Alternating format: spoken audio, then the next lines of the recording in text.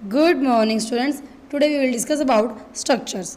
C++ arrays allow you to define variables that combine several data items of the same counts. Array हमें allow करता है same kind के data types को, same kind के variables को हम combine कर सकते हैं. But structure is another user defined data type which allows you to combine the data items of different kinds. But structure में हम डिफरेंट टाइप के डेटा आइटम्स को कंबाइन कर सकते हैं और एक साथ रन कर सकते हैं. Structures are use to represent a record. Suppose अगर हमने किसी स्टूडेंट का या किसी एम्प्लॉय का ट्रैक रखना है, लाइक स्टूडेंट की आईडी, स्टूडेंट का रोल नंबर, उसका नेम, उसका address, phone number, etcetera etcetera. First of all, we have to define a structure. To define a structure, we must use the struct statement. हमें struct statement का use करना होता है.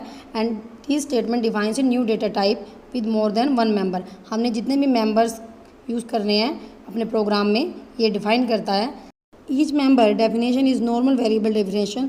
Normal variable की तरह हमने definition देनी होती है variable की, like integer के लिए, int, float के लिए एंड कैरेक्टर एक्सेट्रा एक्सेट्रा. हमें वेरिएबल की वैलिड इन्फॉर्मेशन डेफिनेशन देनी होती है. एंड में हम डेफिनेशन में इस फाइनल सेमीकोलन से पहले स्पेसिफाई कर सकते हैं एक से ज़्यादा स्ट्रक्चर वेरिएबल को, बट ये ऑप्शनल होता है. Next is declaring variable of struct type.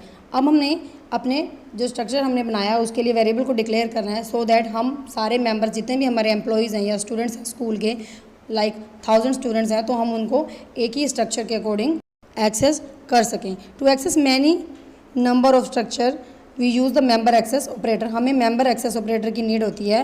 And the member access operator is coded as a period between the structure variable name and the structure member that we want to access. हमने structure के variable का name लिखना है और जिस member को हमने access करना है उसके बारे में हमें राइट करना होगा. You would use struct keyword to define variables of structure type. हमें स्ट्रक्ट कीवर्ड का यूज़ करना होगा किसी भी स्ट्रक्ट वेरिएबल को डिफाइन करने से पहले. और इन जो भी मेंबर्स को हम एक्सेस करेंगे वो एक दूसरे को इंटरेक्ट नहीं करेंगे, एक दूसरे को इंटरफेयर नहीं करेंगे. हर मेंबर की वैल्यू डिफरेंट होगी, डिफरेंट एक्सेस होगी. And you can pass a structure as a function argument in a very similar way as you pass any other variables और पॉइंटर. जैसे हम दूसरे वेरिएबल्स और पॉइंटर्स पास करते हैं वैसे ही हम स्ट्रक्चर वेरिएबल को भी पास कर सकते हैं. Next, pointers to structures. We can define pointers to structures in a very similar way as we can define pointer to any other variable. जैसे हम किसी अदर वेरिएबल को पॉइंटर डिफाइन करते हैं वैसे ही हम स्ट्रक्चर को भी डिफाइन कर सकते हैं. We can store the address of a structure variable and to find the address of a structure variable, place the AND operator before the structure's name. Next is typedef keyword. There is an easier way to define structs or you could alias type you can create. हम टाइपडेफ का definition का use करके, word का use करके अपने structure वाले जो हमने जो भी क्रिएट किया है उसको एक दूसरा नाम दे सकते हैं. Next is nested structure.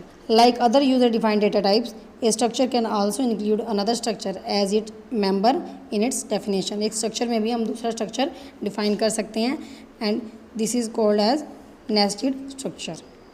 Next is passing structure to a function. It is certainly possible to pass structure by value which passes a copy of the original structure to a function. हम structure को value से भी पास कर सकते हैं, but इसकी disadvantage क्या है, ये प्रोग्राम को बार बार स्ट्रक्चर को जब हम डील करते हैं तो ये प्रोग्राम की मेमोरी को इंक्रीज़ कर देती है और सिस्टम को स्लो कर देती है. दैट्स वाई हमें पासिंग बाय रेफरेंस मेथड को यूज़ करना चाहिए जो कि मोस्ट इकोनॉमिकल मेथड है to access structure. Now students, watch the video carefully and understand the topic.